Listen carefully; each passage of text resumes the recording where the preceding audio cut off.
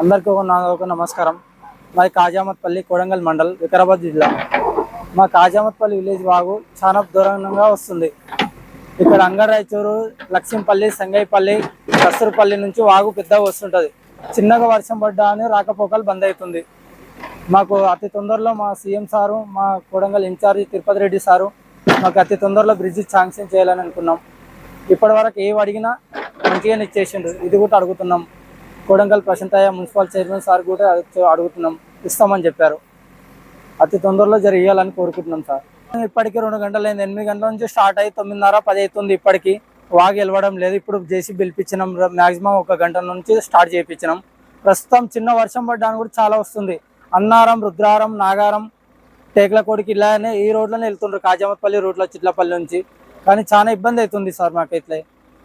ఇలాగే మాకు అతి తొందరలో రోడ్డు కావాలని కోరుకుంటున్నాం. ఈ బ్రిడ్జ్ పెద్ద శాంక్షన్ కావాలి.